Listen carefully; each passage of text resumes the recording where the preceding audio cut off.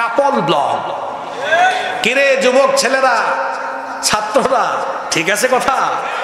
কি blog? Husband wife সারাদিন কি কি করে সব ভিডিও বানায় আর ডলার কামানোর ধান্দায় সব ফেসবুক ইউটিউবে দেয়। যারা কয়েকটা ডলার কামানোর ধান্দায় নিজের বউকে পণ্য বানিয়ে ফেলেছে, এরা বীর পুরুষ নয়, এরা কাপুরুষ, এরা পুরুষ নামের কলঙ্ক, এরা রুচিহীন, এদের কোনো ব্যক্তিত্ব নাই। এই জীবন ঘড়ির কাঁটা একদিন থেমে যাবে। আপনি কি দেখেন না, আপনার আগে যারা পৃথিবীতে এসেছিল কেউ আজকে নাই। একদিন আপনার জীবনের ঘড়ির কাঁটাও থেমে যাবে, একদিন এই জীবন শেষ হয়ে যাবে। এত সুন্দর শরীর শেষ হয়ে যাবে। এই জীবন হলো এমন তুচ্ছ, এমন নগণ্য, এই জীবনের নাই কোনো ওয়ারেন্টি, এই জীবনের নাই কোনো গ্যারান্টি। যে কোনো সময় এই জীবন ঘড়ির কাঁটা থেমে যেতে পারে, জীবনের প্রদীপ নিভে যেতে পারে। আমরা মারা যাওয়ার পরে কবরের বাসিন্দা হয়ে যাব। একদিন আমরা কবর থেকে উঠে হাসরের ময়দানে রবের সামনে দাঁড়াবো। রব আমাদের বিচার আরম্ভ করবেন। এই ব্যাপারে কি আমাদের কোনো সন্দেহ আছে নাকি? কিয়ামতের ময়দানে আমাদের রব যখন বিচার আরম্ভ করবেন, সর্বপ্রথম তিনি আমার কাছ থেকে, আপনার কাছ থেকে যে আমলের ব্যাপারে হিসাব চাইবেন সেটা হলো, আল্লাহর হাবিব বলেছেন, ইন্না আউওয়ালা মা ইউহাসাবু বিহিল আবদু ইয়াউমাল কিয়ামাতি মিন আমালিহি সালাতি। নিশ্চয়ই কিয়ামতের ময়দানে বান্দার কাছ থেকে প্রথম যে আমলের হিসেব চাওয়া হবে সেটা হলো বান্দারে নামাজ, নামাজ, নামাজ আদায় করেছো কিনা। কি জবাব দিবেন আমাকে বলেন তো? বলেন আমাকে, আপনি কি জবাব দিবেন বলেন আমাকে? ফজরের সময় আপনি ঘুমিয়ে আছেন, ব্যাককল, এই যে ঘুমিয়ে আছে, ইচ্ছে করলে ঘুমের মধ্যে যিনি আমার আপনার জীবন প্রদীপ নিভিয়ে দিতে পারেন, তিনি কে? কেমন করে ঘুমাও তুমি, কেমন করে ঘুমাও তুমি, ফজর করে কাজা, এমন তো হতে পারে জোহরে জানাজা। ঠিক ঠিক বলিয়েন, দেখেন আপনি কি ঠিক বলবেন। আপনি বললেও ঠিক, না বললেও কোরআন হাদিসের কথা ঠিক। ঠিক ঠিক আমার সামনে করেন না, হৃদয় দিয়ে কথাগুলো বুঝেন। এই যে আমাদের নাহিদ ভাইরা লক্ষ লক্ষ টাকা খরচ করে পেরেশানি করে মাহফিলটা আয়োজন করেছে, কেন করলো বলেন তো? আমার আপনার জীবনটা যেন কি হয়, পরিবর্তন হয়, বেনামাজি যেন নামাজি হয়। ও আমার 18, 20, 22, 25, 26 বছরের তরুণ যুবক ভাইয়েরা, যৌবন আর তারুণ্যে ঘেরা এই উন্মাদনা আপনি তামাশা করে শেষ করে দিচ্ছেন। ভাই, আপনি নামাজে আসেন না, মনে মনে আপনি চিন্তা করেন এখন কি আমার নামাজের টাইম নাকি? চুল দাড়ি সাদা হোক, আমি বুড়া হই, হাতে লাঠি নেই, তারপরে আমি নামাজে আসব। ও আমার ভাই, আমি বুড়া হব এমন কি কোনো নিশ্চয়তা আছে নাকি? পৃথিবীতে আসার সিরিয়াল আছে, কিন্তু যাওয়ার কোনো সিরিয়াল। যে কোনো সময় যে কারো জীবন চলে যেতে পারে চোখের পলকে। আজকাল মানুষ আমাদের সামনে চলে যায় কি যায় না? চোখেরই পলকে তুমি হতে পারো লাশ, চিরতরে বন্ধ হবে তোমারই নিঃশ্বাস, হবে এলান তোমারই নাম মসজিদের মাইকে, হবে এলান তোমারই নাম মসজিদের মাইকে। বাড়িওয়ালা নাই রে, বাড়ি নাই রে দুনিয়াতে, বাড়িওয়ালা নাই রে, বাড়ি নাই রে দুনিয়াতে, বাড়িওয়ালা নাই রে, বাড়ি নাই রে দুনিয়াতে, বাড়িওয়ালা নাই রে, বাড়ি নাই রে দুনিয়াতে। বাড়ি থাকবে, বাড়িওয়ালা। যুবক ভাইয়েরা, আপনারা কি দেখেন না মাঝে মাঝে মসজিদে গেলে? আমি তো দেখি, আমিও তো আপনাদের মতো যুবক, আমি কত মানুষকে দেখেছি এমনি পড়ে আছে, রুকুও দিতে পারে না, সাজদাও দিতে। যৌবনকালে বেশি বেশি আল্লাহকে সাজদা দেন, বুড়া কালে অনেক মানুষ রুকু সাজদা না দিয়ে ইশারায় নামাজ আদায় করে, আফসোস করে। তখন আফসোস করার আগে ভাই এই যৌবন থাকাকালীন সময়ে আল্লাহকে বেশি বেশি সাজদা দেন। কেন? আপনার যৌবনের সাজদার দাম অনেক বেশি। হাসরের মাঠে আল্লাহ ফেরেশতাদেরকে বলবেন, এই শঙ্করচন্দ্র চুয়াডাঙ্গার 18, 20, 22, 24, 26, 30 বছরের তরুণ যুবকেরা কোথায়? ফেরেশতা বলবে, আল্লাহ কেন? আপনি এদেরকে দিয়ে কি করবেন? কি করব জানো না?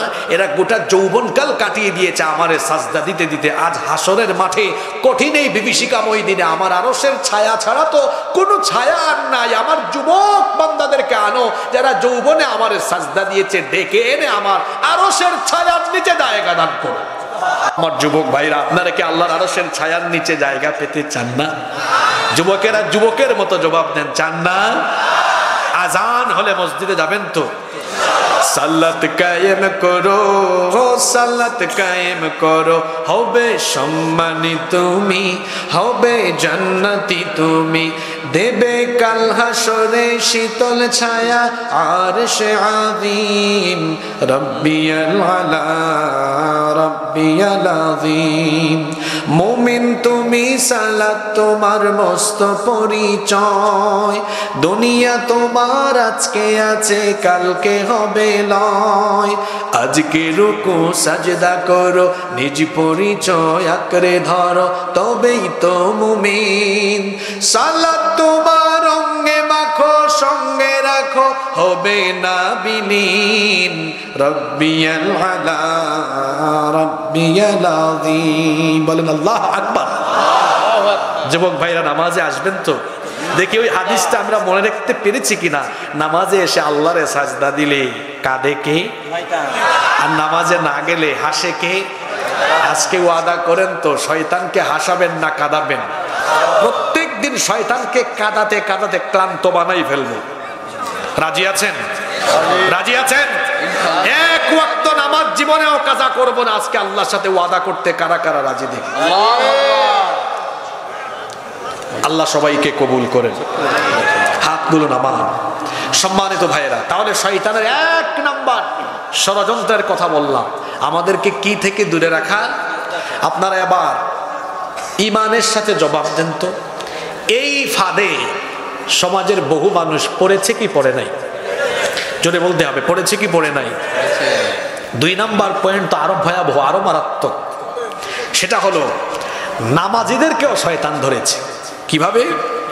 অনেক ব্যক্তিকে শয়তান জামাত থেকে, জামাতে নামাজ থেকে এবং নামাজের খুশু থেকে, নামাজের প্রাণ হলো খুশু, নামাজে বিনয় থাকা, নামাজে আল্লাহর ভয় থাকা, এই জিনিস থেকে শয়তান আউট করে দিয়েছে। এরকম বহু মানুষ একা একা নামাজ আদায় করে ফেলে। একাকী নামাজ আদায় করলে নামাজের হক আদায় হয় না। কারণ নামাজ জামাতের সাথে যিনি ফরজ করেছেন, গলার আওয়াজ বড় করে সবাই বলেন তিনি কি? আল্লাহ। রব্বুল আলামিন বলছেন, ওয়া আকিমুস সালাতা ওয়া আতুজ যাকাতা ওয়ারকাউ মা'আর রাকিঈন। সালাত কায়েম করো আর যাকাত দাও। মসজিদে এসে যারা রুকু করে তাদের সাথে রুকু করো। একাকী নামাজ আদায়ের চাইতে জামাতের সাথে নামাজ আদায়ে 27 গুণ বেশি সওয়াব আছে।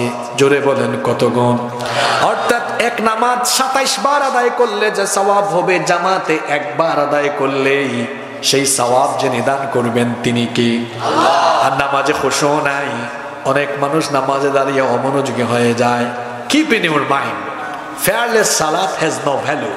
খুশুবিহীন নামাজের কোনো মূল্য আল্লাহর কাছে নাই।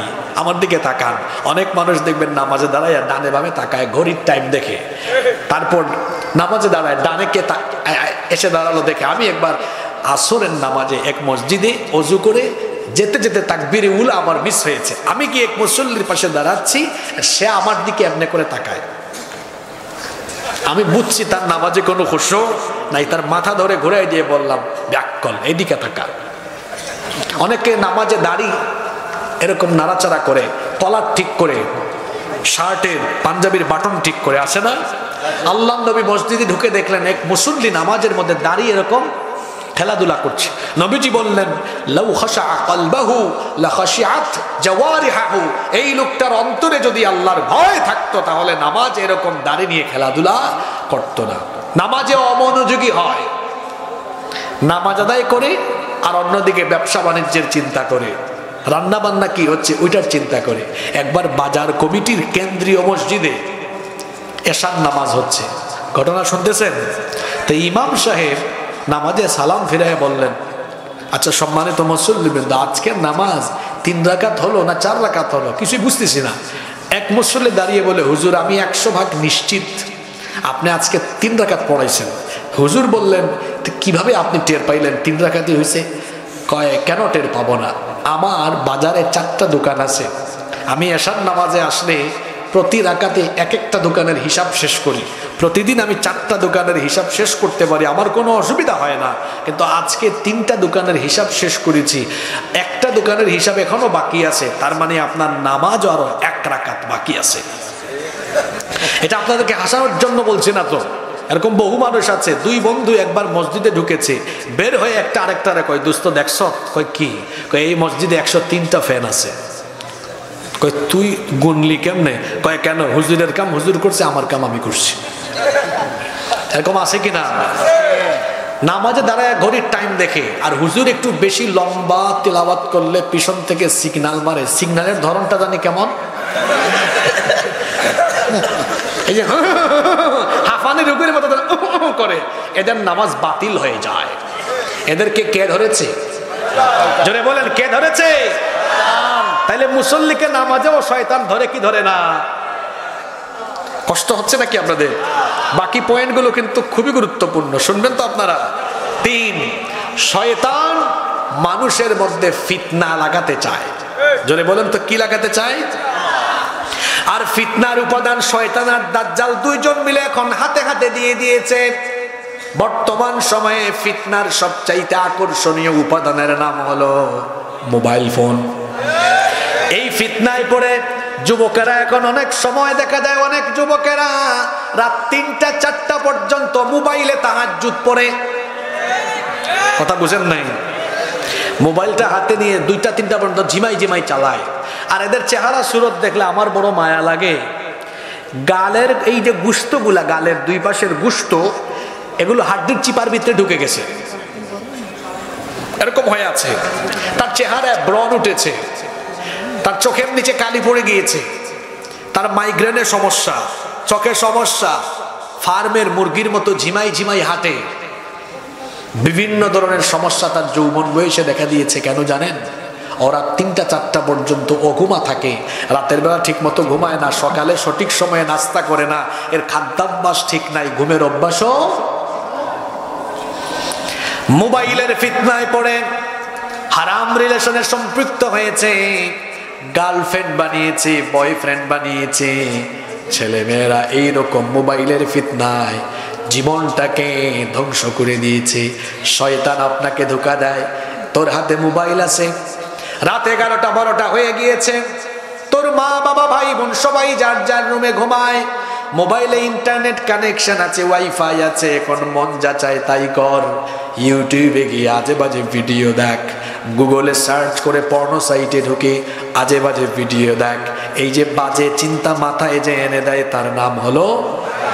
আপনি ভাবছেন কেউ তো আমার এখন দেখে না, আমি আমার মোবাইলে এখন কি দেখবো? দরজাটা লাগিয়ে দিয়েছি, লক করে দিয়েছি, বন্ধ করে দিয়েছি, কি দেখবো? আমার পরিবারের কেউ দেখবে না, জানবে না। আমার কলিজার টুকরা যুবক ভাইরা বলেন তো দেখি, অন্ধকার একাকী সেই রুমে, তালাবদ্ধ রুমে মোবাইলে আপনি কি দেখেন আর কি শোনেন? কেউ না জানলেও যিনি জানেন তিনি কি? أَوَلَا يَعْلَمُونَ أَنَّ اللَّهَ يَعْلَمُ مَا يُسِرُّونَ وَمَا يُعْلِنُونَ? তারা কি জানে না তাদের প্রকাশ্য আর গোপন সবকিছুর খবরে যিনি জানেন? জোরে বলেন তিনি কে? সেই আল্লাহর বলছেন, ইন্নাল্লাহা লা আলাইহি শাইউন ফিল আরদি ওয়ালা ফিস সামা। আসমান জমিনে যত কিছু হয়, যত গোপন যা কিছুই হোক না কেন, সব কিছু যিনি জানেন তিনি কে? সুতরাং আমি আমার রুমে কি করি কেউ জানে না, জানে কে? অন্তরে ভয় থাকতে হবে কার? যাদের হৃদয়ে আছে আল্লাহর ভয়, তারা কভু পথ ভুলে যায় না। আল্লাহর প্রেম ছাড়াই দুনিয়ায় কারো কাছে কোনো কিছু চায় না, কারো কাছে কোনো কিছু চাই না। রাতের বেলা মোবাইলে হারাম রিলেশন নাই, রাতের আধারে যারা সিজদাতে রয়, দু চোখের স্রোতে নদী যেন বয়। রাতের আধারে যারা সিজদাতে রয়, দু চোখের স্রোতে নদী যেন বয়। ছলনার হাত ছানি যত আসো, পেছনে ফিরেও তাকায় না, পেছনে ফিরেও তাকায় না। যাদের হৃদয়ে আছে আল্লাহর ভয়, তারা কভু পথ ভুলে যায় না। আল্লাহর প্রেম ছাড়াই দুনিয়ায় কারো কাছে কোনো কিছু চাই না। অন্তরে রাখতে হবে কার ভয়? জোরে বলেন কার ভয়? শয়তান ফিতনা লাগাতে চায়, আর ফিতনার আকর্ষণীয় উপাদান এখন মোবাইল। তবে শয়তান যত ফিতনা লাগায়, তার আকর্ষণীয় ফিতনা তার কাছে হলো স্বামী স্ত্রীর মধ্যে ঝগড়া। এটা পছন্দ করে কে? দলিল কি? শোনেন, একটা গুরুত্বপূর্ণ হাদিস শোনাই।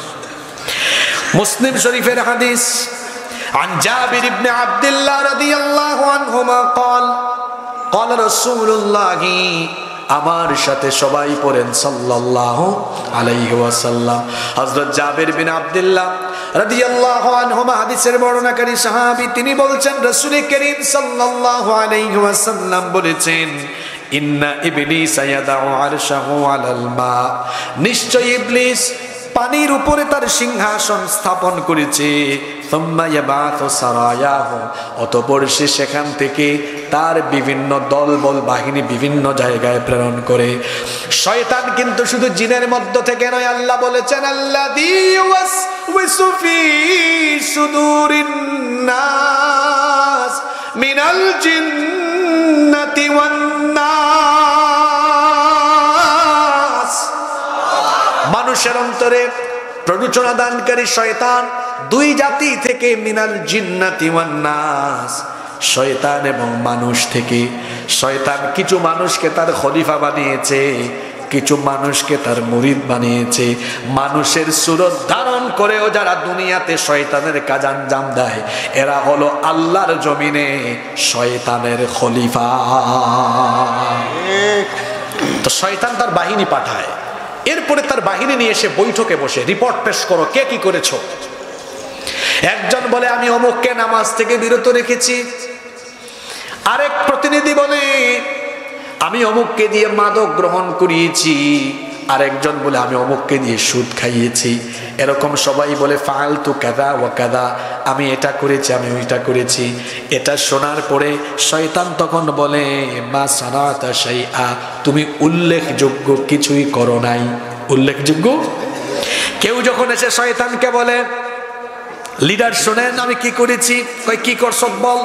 মা তারাকতুহু হাত্তা ফাররাকতু বাইনাহু ওয়া বাইনা ইমরাআতিহি, এক লোককে আমি ধরেছিলাম, ধোঁকা দিয়েছিলাম, আমি প্ররোচনার জাল বিস্তার করে সেখানে আটকায় দিয়েছিলাম, তাকে আমি ছাড়ি নাই ততক্ষণ, তার স্ত্রীর সাথে তারে ঝগড়া লাগাই নাই যতক্ষণ। এটা শোনার পরে ইবলিস বলে তুমি আমার সবচাইতে সেরা এবং উত্তম প্রতিনিধি, আসো তুমি আমার সাথে আলিঙ্গন করো। এই হাদিস থেকে বোঝা গেল যাদের মধ্যে ঝগড়া লাগালে শয়তান বেশি খুশি হয়, তারা হলেন স্বামী আর কি। ঘুমায় গেলেন নাকি? তারা হলেন স্বামী আর স্ত্রী। তো বিবাহিত ভাইদের উদ্দেশ্যে আমি বলবো, নিজের বউয়ের সাথে যদি ঝগড়া করার জন্য মেজাজ খিটখিট খিটখিট করে, বুঝবেন কিসে ধরেছে। কারণ একটা বাড়িতে একটা পরিবারের টাকা পয়সা গাড়ি বাড়ি সম্পদ যতই থাকুক না কেন, স্বামী স্ত্রীর আন্ডারস্ট্যান্ডিং না থাকলে ওই সংসারে কোনো শান্তি থাকে না, থাকে শুধু অশান্তি আর অশান্তি। টাকা পয়সা গাড়ি বাড়ি কোনো কিছু যদি নাও থাকে, কিন্তু হাজবেন্ড ওয়াইফ যদি একজন আরেকজনকে ভালোবাসে, একজন আরেকজনকে যদি টেক কেয়ার করে, সময় দেয়, আদর সোহাগ মহব্বত আন্তরিকতা সবকিছু যদি থাকে, টাকা পয়সা না থাকলেও ওই ঘরের ভেতরে যিনি রহমত দিয়ে দেন তিনি কে? বউয়ের সাথে খিটখিটা মেজাজে কথা বলে এরকম ডাকাত আছে না নাই? বউয়ের সাথে সুন্দর ভাষায় কথা বলবেন, কেমন আচরণ করবেন আল্লাহ শিখিয়ে দিলেন। ওয়াশিরুহুন্না বিল মারুফ,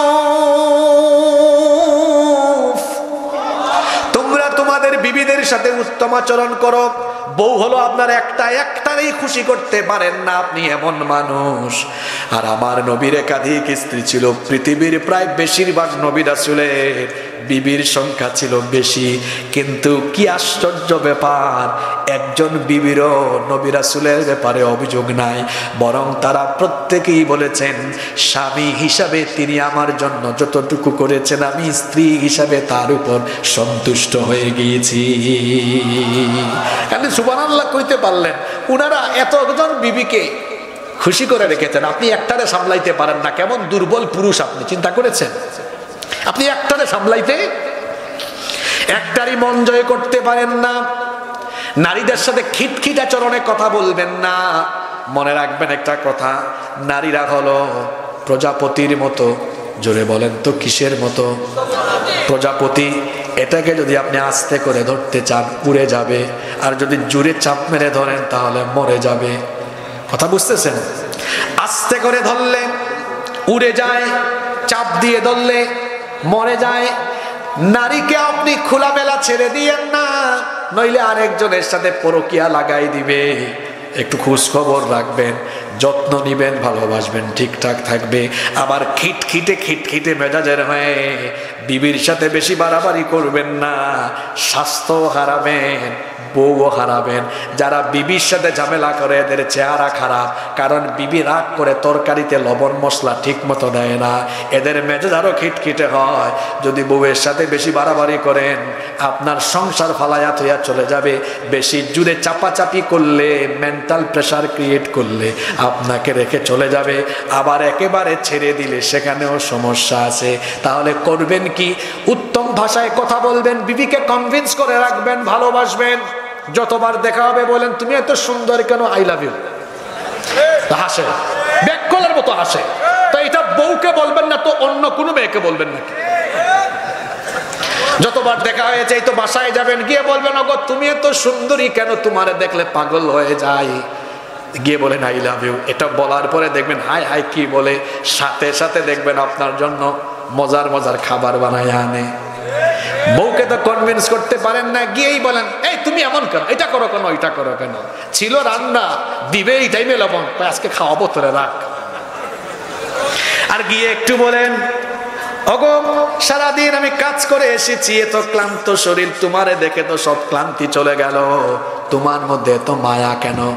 দেখা যাবে সাথে সাথে তার ওড়না বা আঁচল দিয়ে আপনার ঘামটা একটু মুছে দিবে, আপনাকে ঢুকাবে। তারপরে দেখবেন আপনার হাত পা আপনি ধোয়া লাগবে না, আপনারে আমি হাত পা ধোয়ায় দেই।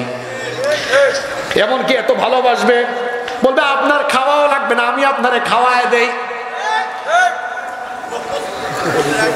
অবিবাহিতরা খুব আফসোস করতেছে। আফসোস করো না রে ভাই, তোমাদের জীবনেও এরকম নেককার স্ত্রী আসুক, আমরা দোয়া করি, বলেন আমিন। কথাগুলো যে বলছি আজকে আমাদের ফ্যামিলিতে এগুলোর অভাব আছে না? আল্লাহর নবী পানি পান করতেন। আমাদের মা নবীজির প্রিয়তমা স্ত্রী আয়েশা রাদিয়াল্লাহু আনহা গ্লাসের যে অংশে ঠোঁট লাগিয়ে পানি পান করতেন, নবীজি এটা দেখতেন।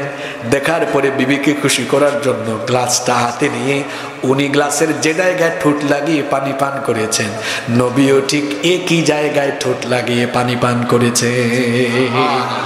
আপনার বউকে বলবেন, আসো বউ আজকে একসাথে কফি খাই, এক কাপে খাই, কি খুশি হয়ে দেখবেন ওই দিন কফির স্বাদ অন্য দিনের চেয়ে বেশি মজা হবে। বউকে কনভিন্স করতে শিখেন, হ্যান্ডেল করা শিখেন। দেখবেন আপনি কোথাও যাবেন, আপনার লাগেজ ও গুছাই দিয়ে দিছে, আপনার টেক কেয়ারের কোনো কমতি হবে না। আপনি তো বউয়ের সাথে খাটাসের মতো আচরণ করেন, এই জন্য আপনার কপালে একটু ভালো খাবার দাবারও জোটে না। যারা বউয়ের সাথে খিটখিট খিটখিট করে এদের স্বাস্থ্য খারাপ। বিবির সাথে ভালো আচরণ করবেন, কারণ আপনার বিবির সাথে আপনাকে ঝগড়া লাগিয়ে দেওয়া এটা কার কাজ?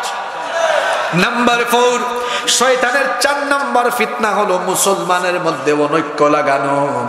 গোটা পৃথিবীতে আজকে 4 ভাগের 1 ভাগ হলো মুসলমান, 200 কোটি মুসলমান, কিন্তু মুসলমান পৃথিবীতে অধপতিত, লাঞ্ছিত, বঞ্চিত।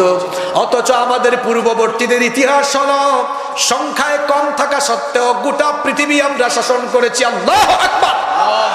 কারণ তখন সংখ্যাটা কম থাকলেও সবাই ঐক্যবদ্ধ ছিল, আর এখন আমাদের সংখ্যা বেশি হলেও আমাদের মধ্যে দলাদলি কম না বেশি? আল্লাহর নবী সতর্ক করে গিয়েছেন, ইন্নাশ শাইতানা কাদ আইসা আইয়াবুদাহুল মুসাল্লুনা ফি জাজিরাতিল আরব। আল্লাহর নবী সাহাবীদেরকে বললেন, এই আরব উপদ্বীপে শয়তান তোমাদেরকে তার গোলামি করানোর ব্যাপারে হতাশ হয়ে গিয়েছে। এই আরব উপদ্বীপকে আল্লাহ তাওহীদের জন্য কবুল করেছেন, এখানে কোনো শিরক আর হবে না। তবে শয়তান একটা ব্যাপারে আশা ছেড়ে দেয় নাই, ওয়ালাকিন ফিত তাহরিশি বাইনাহুম। শয়তান এখনো আশায় আছে গোটা পৃথিবীতে তোমাদের মধ্যে ফিরকা লাগিয়ে রাখবে। আজকে বলেন তো এই কাজে শয়তান সফল না বিফল? এখন মুসলমানের মধ্যে দলাদলি কম না বেশি? 5ই আগস্টের পরে এরকম এত সুবর্ণ সুযোগ বাংলাদেশে আর কখনো আসে নাই। বাংলাদেশের বেশিরভাগ মানুষকে জিজ্ঞেস করেন, আপনারা বাংলাদেশে এখন কি চান? সবাই বলে, এখন সবাই বলে আমরা সব দেখে ফেলেছি 54 বছর ধরে, যেই যখন সুযোগ পেয়েছে চুরি কম হোক বেশি হোক সবাই চুরি করতে চায়। আমরা এখন বাংলাদেশে আমরা আলেম উলামাদের নেতৃত্বে নতুন বাংলাদেশ দেখতে চাই। এটা সবাই চায়, কিন্তু বাস্তবায়ন দেখেন ভাই, আপনার এই সুযোগ দিব আমি, প্লিজ একটু রাখেন। এটা হবে কেমনে বলেন? আমাদের হুজুরদের ভেতরেই তো সমস্যা। পাল্লায় যেমন ব্যাং রাখা কঠিন, হুজুরদেরকে তো এক টেবিলে বসানো কঠিন। আর হিংসা সবচেয়ে বেশি, সবচাইতে বেশি।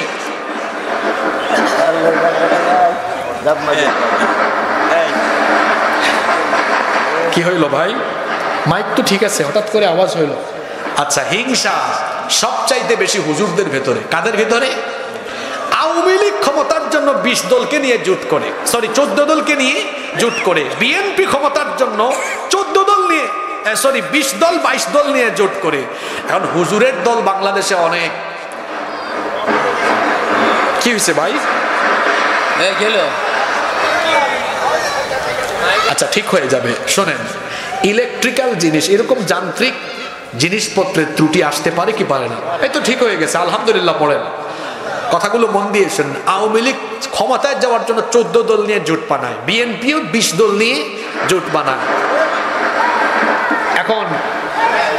এখন হুজুরদের যত দল আছে, কৌমি, আলিয়া, হেফাজত, জামাত, চরমুনাই, আর অন্যান্য যা আছে, সবাইকে জিজ্ঞেস করেন, আচ্ছা আপনারা কি বাংলাদেশে আল্লাহর হুকুমত কায়েম করতে চান?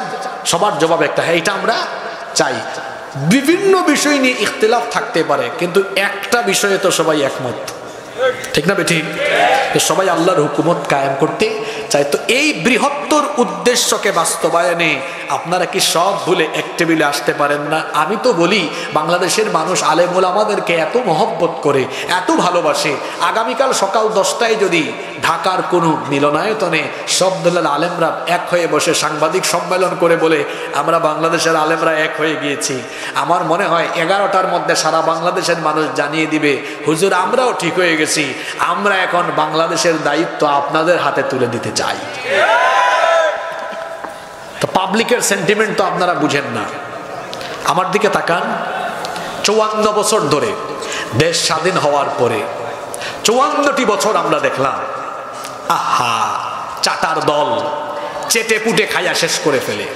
বাংলাদেশের মানুষের ভাগ্যের উন্নয়নের কথা বলে ক্ষমতায় যায়, তারপরে মানুষের ভাগ্য বদলায় না। কি বদলায় শোনেন আজকে?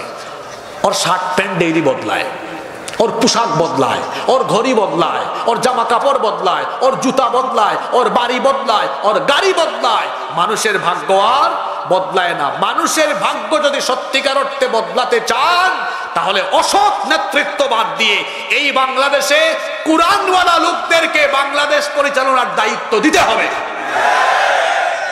তাহলে বাংলাদেশে পরিবর্তন আসবে ইনশাআল্লাহ। এজন্য দলাদলি বাদ দিতে হবে, কারণ দলাদলিতে বিভক্ত রাখা এটা কার কাজ? শয়তানের এই ফান্দে পা দেওয়া যাবে। নাম্বার 5, শয়তানের 5 নাম্বার ষড়যন্ত্র হলো সুন্দরকে অসুন্দর, অসুন্দরকে সুন্দর বানিয়ে আমাদের সামনে পেশ করা। কথাটা কি বলেন তো? সুন্দরকে অসুন্দর, অসুন্দরকে কিভাবে হচ্ছে দেখেন, কয়েকটা উদাহরণ দিই। বউ, তার ভয়েস, তার কণ্ঠ আপনার কাছে সুন্দর লাগার কথা, কারণ বউ ফোন দিয়েছে দুপুরবেলা, আপনি অফিসে বা দোকানে আছেন, কি গো খেয়েছো? সন্ধ্যার টাইম পাও নাই, দেখো।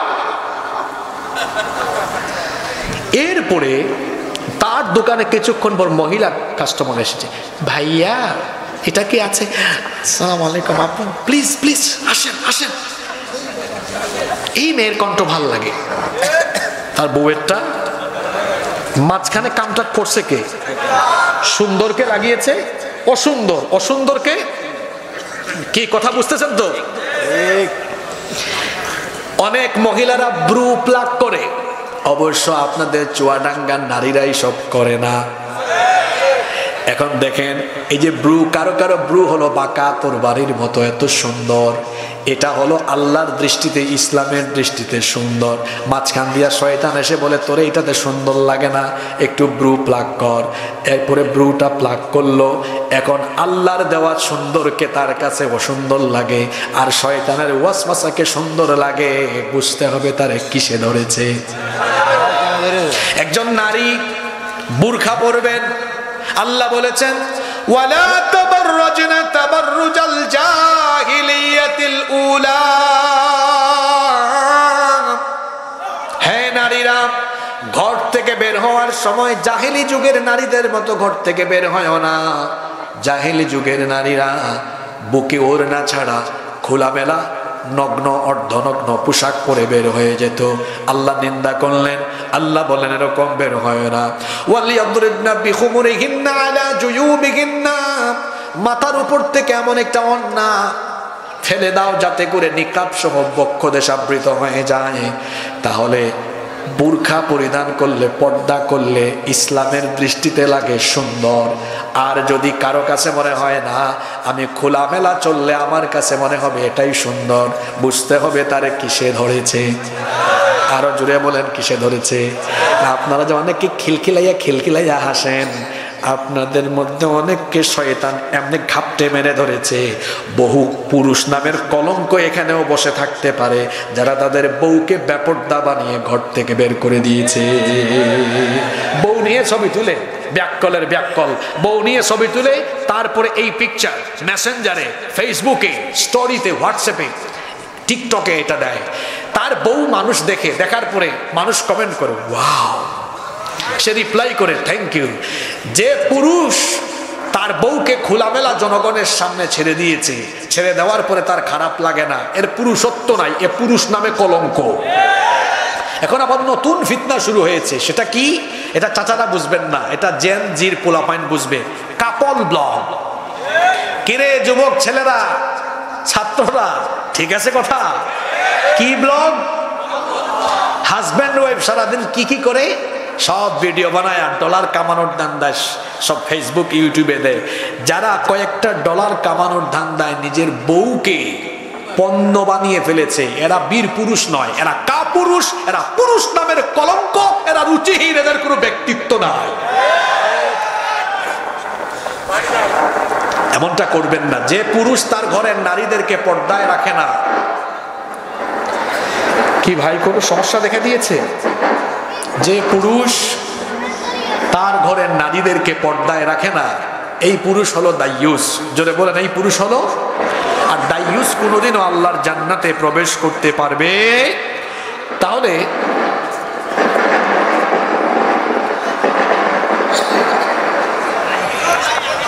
আচ্ছা, যেটাতে সমস্যা হচ্ছে ওই স্পিকারটা অফ করে দেন, কেমন? আচ্ছা শুনেন, এরকম হইতেই পারে, আপনারা এত চিল্লাচিল্লি করেন কেন? তাহলে সুন্দরকে অসুন্দর, অসুন্দরকে সুন্দর বানিয়ে পেশ করা, এটা কার কাজ? যদি বলেন কার কাজ?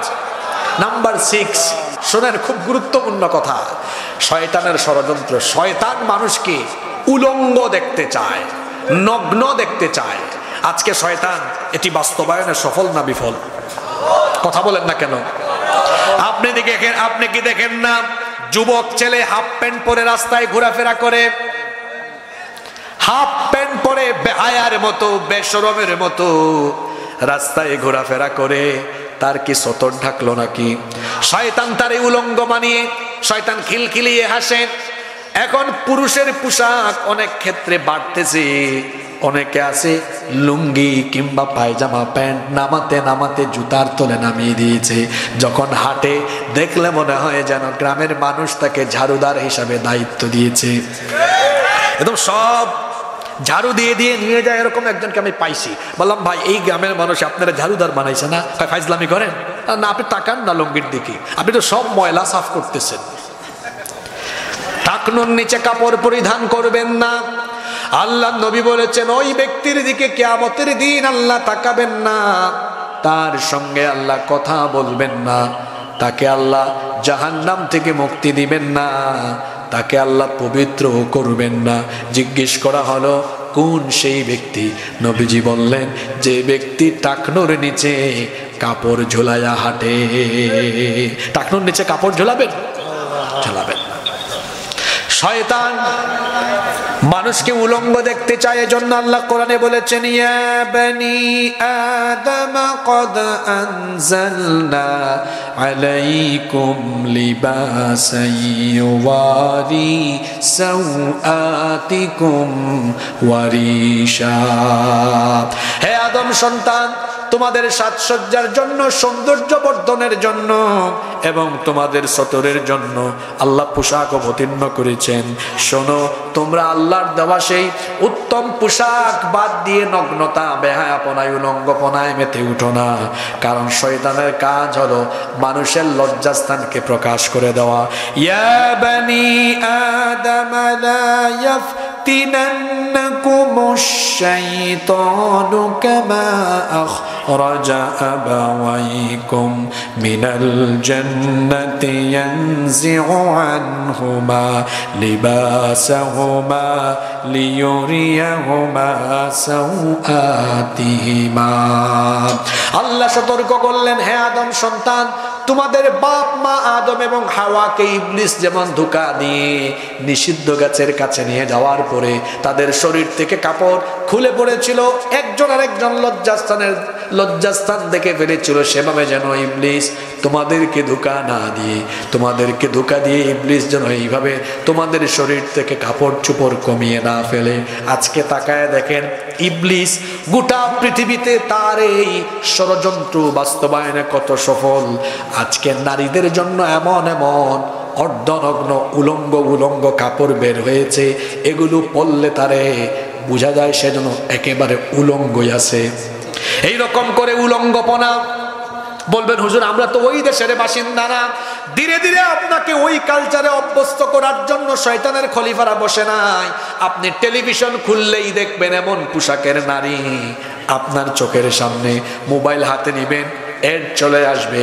আপনি পত্রিকা হাতে নিবেন, ম্যাগাজিন হাতে নিবেন, বিলবোর্ড, সাইনবোর্ড, রাস্তাঘাটে দেখবেন নগ্ন, অর্ধনগ্ন মহিলাদের দ্বারা বিজ্ঞাপন বানিয়ে সেইগুলো সমাজে প্রচার করা হচ্ছে কি হচ্ছে না? এগুলো সব শয়তানি কাজ। এই সব শয়তানি কাজে, শয়তানি ফাঁদে পা দেওয়া যাবে না। নাম্বার 7, 7 নাম্বার শয়তানের কাজ হলো মানুষকে মাদকাসক্ত বানানো, মাদকাসক্ত বানিয়ে সমাজের মধ্যে বিশৃঙ্খলা বানানো। আজকে মাদক আমাদের সমাজের রন্ধ্রে রন্ধ্রে ঢুকে গিয়েছে। আল্লাহ তাআলা বলছেন শয়তান চায় ইন্নামা ইউরিদুশ শাইতানু আইয়ুকিআ বাইনাকুমুল আদাওয়াতা ওয়াল বাগদা ফিল খামরি ওয়াল মাইসিরি ওয়া ইয়াসুদ্দাকুম আন যিকরিল্লাহি ওয়া আনিস সালাহ ফাহাল আনতুম মুনতাহুন। আল্লাহ তাআলা বলছেন নিশ্চয়ই শয়তান চায় মাদকের মাধ্যমে তোমাদের মধ্যে বিদ্বেষ বাড়াতে, শত্রুতা বাড়াতে, বিশৃঙ্খলা বাড়াতে। আল্লাহর এই আয়াতের সাথে সমাজের বাস্তবতা মিলিয়ে দেখেন, আজকে মাদকাসক্ত লোকেরা সমাজে অন্যায় আর অপরাধ করে বেড়াচ্ছে। মাদকাসক্ত লোকেরা দেখবেন স্ত্রী নির্যাতন করে, কারণ যখন তার মাদক সেবনের জন্য পকেটে পয়সা থাকে না, বাড়িতে গিয়ে বলে তুই তোর বাপের বাড়ি যা, তোর বাপের বাড়ি থেকে পয়সা নিয়ে আয়, টাকা নিয়ে আয়। বউ যদি কথা না শুনে এই ডাকাত তখন তার বউয়ের গায়ে হাত তুলে। বেশিরভাগ ক্ষেত্রেই দেখবেন মাদকাসক্ত লোকেরা বউ পিটায়, আছে না নাই? মাদকাসক্ত লোকেরা চোর হয়ে যায়, ডাকাত হয়ে যায়। মাদক গ্রহণের জন্য যখন তার টাকা থাকে না, পয়সা থাকে না, তখন সে বাপের পকেটে হাত দেয়, মায়ের ব্যাগে হাত দেয়, অথবা সে রাস্তাঘাটে দিনের দুপুরে চুরি করে, ডাকাতি করে, ছিনতাই করে। এই রকম মাদকের মাধ্যমে শয়তান মানুষকে অপরাধ জগতে বিচরণ করায়। আবার আরেকটা উপাদান হলো, শয়তানি উপাদান হলো জুয়া। এই জুয়া এখন আমাদের আধুনিক সমাজের তরুণ যুবকদের মধ্যে এমন ভাবে ঢুকেছে, এটা চাচারা বুঝবেন না, যুবকরা বুঝবে। IPL খেলা হয় ইন্ডিয়ায়, আর জুয়ার বাজি হয় এখন চুয়াডাঙ্গায়। BPL খেলা হয় ঢাকায়, জুয়ার বাজি হয় চুয়াডাঙ্গায়। মাদক আর জুয়া, আল্লাহ কোরআনে বলেছেন ইন্নামাল খামরু ওয়াল মাইসিরু ওয়াল আনসাবু ওয়াল আজলামু রিজসুম মিন আমালিশ শাইতান। মাদক, জুয়া, ভাগ্য নির্ণায়ক তীর, ভাস্কর্য প্রতিমা, এগুলো সব হলো শয়তানি কাজ। অর্থাৎ এই কাজের সাথে যারা জড়িত, যারা মূর্তি বানায়, যারা ভাস্কর্য বানায়, যারা মাদকাসক্ত, যারা জুয়ায়াসক্ত, এরা হলো আল্লাহর জমিনে শয়তানের খলিফা। কার খলিফা? কষ্ট হচ্ছে মনে হয় আপনাদের। নাম্বার 8 নাম্বার, শয়তান এই সমাজের মধ্যে ফাহেশা কাজ, মুনকার কাজ, জিনা, ব্যভিচার বাড়িয়ে দিতে চায়। আল্লাহ তাআলা বলছেন ফাইন্নাহু ইয়া'মুরু বিল ফাহশাই ওয়াল মুনকার। কষ্ট হচ্ছে আপনাদের? এই কথাগুলো শুনেন, খুব কাজের কথা। আমরা তো শেষ পর্যায়ে চলে এসেছি। কথায় আছে শেষ ভালো যার। শয়তান চায় তোমাদেরকে দিয়ে অশ্লীল মন্দ কাজের আদেশ দেওয়াতে। আজকে অশ্লীল আর মন্দ কাজের আদেশ কোথায় হচ্ছে জানেন? আমার দিকে তাকান গো, ওই আপনার দেশের রাষ্ট্রের সর্বোচ্চ জায়গায়। কিভাবে? আল্লাহ একটা জিনিসকে করেছেন হালাল, আপনার দেশের আইন করে দিয়েছে হারাম। আল্লাহ করেছেন হারাম, আপনার দেশের আইন করেছে। উদাহরণ দিব, বুড়ি বুড়ি উদাহরণ আছে। আমার দিকে তাকান, আপনাদের চুয়াডাঙ্গার 17 বছরের মুন্না 15 বছরের মুন্নিকে বিয়ে করে ফেলেছে। এটা আপনাদের দেশের আইনে ভালো কাজ না অপরাধ? কথা বলছেন না কেন? এটার নাম আপনাদের দেশের আইনে জানে কি বিবাহ? বাল্য বিবাহ। যে হুজুর বিয়া পড়াবে, হুজুর শুদ্ধা জেলে যাবে। তাহলে আল্লাহ করলেন হালাল, আপনার দেশের আইন করলো। ঘটনা উল্টায় দেন। 17 বছরের মুন্না যদি 15 বছরের মুন্নিকে নিয়ে বাঁশতলা, লাউতলা, ঝাউতলা, জামতলা, বটতলায় 2টা বসে যদি বাদাম খায়, বুট খায়, একটারে খাওয়ায় দেয়, ডলাডলি মাখামাখি করে, এটা আল্লাহর আইনে অপরাধ এবং হারাম। আপনাদের দেশের আইনে এটা কি? কি বললাম? আপনার দেশের আইনে অপরাধ এটা? হ্যাঁ, তো এটা বলেন, আপনি ঘুমায়েন না। আপনার দেশের আইনে এটা ব্যাপারই না। কি বলেন? আল্লাহর আইনে, জোরে বল, আল্লাহর আইনে, আপনার দেশের আইনে। আর আগেরটা বিয়ে আল্লাহর আইনে হালাল, আপনার দেশের আইনে। এইভাবে আল্লাহ যেটা হালাল করেছেন, আপনার দেশের আইন যদি সেটা হারাম করে, আল্লাহ যেটা হারাম করেছেন, আপনার দেশের আইন যদি সেটা হালাল করে, এটা হলো রাষ্ট্রীয় পর্যায়ে আল্লাহর সাথে শিরক করা। এই শিরকের নাম কি? আশ-শিরকু ফিল ইবাদাহ, আশ-শিরকু ফিল। এটা চলছে কি চলছে না? আজকে ফাহেশা কাজ, মুনকার কাজ, অশ্লীল অন্যায় কাজের অনুমোদন ওখান থেকে দেওয়া হয়। শয়তানি বদমাইশি, সব চলছে। জিনা ব্যভিচারাদ সমাজের রন্ধ্রে রন্ধ্রে ছড়িয়ে গিয়েছে। ছেলে মেয়ে ফ্রি মিক্সিং, এই ফ্রি মিক্সিং এর কারণে সমাজে জিনা দিন দিন বাড়ছে না কমছে। আমরা যখন এটার বিরুদ্ধে বলি, কয় হুজুর আপনারা মোল্লারা সব ব্যাকডেটেড, এগুলা বুঝবেন না, ছেলে মেয়ে একসাথে ঘুরতেই পারে, অসুবিধা কি? আমি বলবো ছেলে মেয়ে একসাথে ঘোরাঘুরি করার পরে, ছেলে মেয়ে একসাথে হলে আচ্ছা সৃষ্টিগত ভাবে নারী পুরুষের মধ্যে আকর্ষণ আছে না নাই? কেউ যদি বলে না হুজুর আমার আকর্ষণ নাই, তো তুমি গিয়ে চিকিৎসক দেখাও, তোমার মধ্যে সমস্যা আছে, তোমার পুরুষত্ব নাই, ঠিক কি না? এজন্য তো ফ্রি মিক্সিং ইসলাম নিষিদ্ধ করে দিয়েছে। কারণ একটা ছেলে আর মেয়ে একসাথে থাকলে পরে আজকে হবে ফ্রেন্ড, কালকে হবে গার্লফ্রেন্ড, পরের দিন কি হবে আপনারা ভালোই জানেন, ঠিক না বে ঠিক? তাইলে গার্লফ্রেন্ড বয়ফ্রেন্ড, জিনা ব্যভিচার, অসভ্যতা, নোংরামি, ফাহেসা কাজ, মুনকার কাজ, এগুলো সমাজে বাড়িয়ে দিতে চায়, বৃদ্ধি করতে চায়, প্রতিষ্ঠা করতে চায়, যে তার নাম কি? জোরে বলেন তার নাম কি? এইসব কাজে যারা লিপ্ত এরা কার খলিফা? জোরে বলেন কার খলিফা? গান বাজনায় লিপ্ত হবেন না। যুবকদেরকে বলছি গান বাজনায় লিপ্ত হবেন না, এটা মারাত্মক শয়তানি কাজ। আল্লাহ নবী বলেছেন আল গিনাউ ইয়ামবুতুন নিফাকু ফিল কলবি কামা ইয়ামবুতুল মাউজ জার, পানি সেচ দিলে যেমন ফসলের উর্বরতা বাড়ে, ঠিক তেমনি গান বাজনার মাধ্যমে মানুষের অন্তরে নিফাকি বাড়ে। আজকে আমাদের সমাজের বিয়ে শাদী এগুলো গান বাজনা ছাড়া শুরুই হয় না। যে ছেলে আর মেয়ের বিয়ে শাদীর উৎসব গান বাজনা দিয়ে হবে, আমি বলে গেলাম এদের শুরুটা ভালো ছিল না। এই ছেলে মেয়ের বৈবাহিক সম্পর্ক থেকে যে ছেলে মেয়েগুলো পয়দা হবে, সব থাক দিনা দিন দিন ঝাঁকানাকা মার্কা অসভ্য সন্তান পয়দা হবে। অবিবাহিত মিসকিন যারা এখানে আছেন, ব্যাচেলর ভাইয়েরা, আপনারা সিদ্ধান্ত নিতে হবে, আপনারা বিবাহ শয়তানের তরিকায় করবেন না নবীর দেখানো সুন্নত তরিকায়? পারবেন তো? কারা কারা রাজি আছেন হাত তুলেন তো। ও মা বিয়াইতারা দেখে হাত তুলে। প্রজেক্টর আছে নাকি? ভাবি দেখছে আজকে যান একদম কুপাই ফেলবে। না এরা হাত তুলছে মানে তোদের ছেলে মেয়েদের ব্যাপারে। আমাদের বিয়ে শাদীর প্রোগ্রামে কোনো গান বাজনা হবে না, রাজি আছেন? ইউটিউবে কোনো আজে বাজে গান শুনবেন না। গান শুনতে মন চাইলে আল্লাহর গান শুনবেন, রসুলের নামে যে গান হয় সেই গান শুনবেন। সেই গানে হৃদয়ের খোরাক আছে না নাই? তোমার নামে যদি গান গাওয়া হয়, গান সুন্দর হয়। তোমার নামে যদি গান গাওয়া হয়, গান সুন্দর হয়।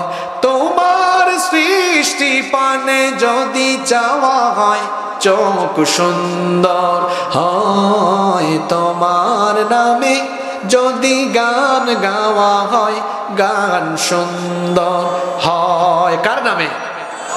সে আল্লাহর নামের গানও সুন্দর। আল্লাহ দুনিয়া সুন্দর, মানুষ সুন্দর, আসমান সুন্দর, জমিন সুন্দর, সুন্দরে সুন্দরে পাল্লা। জানি না কত সুন্দর তুমি আল্লাহ, জানি না কত সুন্দর তুমি আল্লাহ। গান শুনতে মন চায়, নবীর সাথে শুনবেন, গাইবেন। ত্রিভুবনের প্রিয় মুহাম্মদ এলো রে দুনিয়ায় রে সাগর। মজা আছে না নাই? সাইমুম আছে, কলরব আছে, এদের গান শুনবেন। আজে বাজে থাকতে না দিন দিন এগুলো শুনবেন না। এগুলো শুনলে অন্তর নাপাক হয়, অপবিত্র হয়। আল্লাহর শানে যা গাওয়া হয়, রসুলের শানে যা গাওয়া হয়, সেগুলোতে হৃদয়ের খোরাক আছে না নাই? আজান বারবার শোনেন, খারাপ লাগে?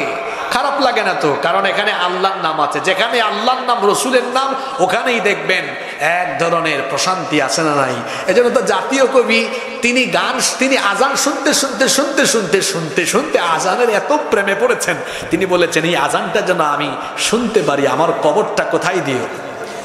মসজিদেরি পাশে আমায় কবর দিও ভাই, যেন গোরে থেকে মুয়াজ্জিনের আযান শুনতে পাই মসজিদেরই পাশে আমায় কবর দিও ভাই আমার ঘরের পাশ দিয়ে ভাই নামাজিরা যাবে পবিত্র সেই পায়ের ধ্বনি এ বান্দা শুনতে পাবে গৌরব আযাব থেকে গুনাহগার পাইবে রেহাই মসজিদেরই পাশে আমায় কবর দিও ভাই। আল্লাহু আকবার। যেখানে আল্লাহর নাম রসুলের নাম আছে ওখানেই প্রশান্তি আসে না নাই? আজে বাজে গান আমরা শুনবো না, রাজি আছেন তো? কষ্ট হয়ে যাচ্ছে তাই না?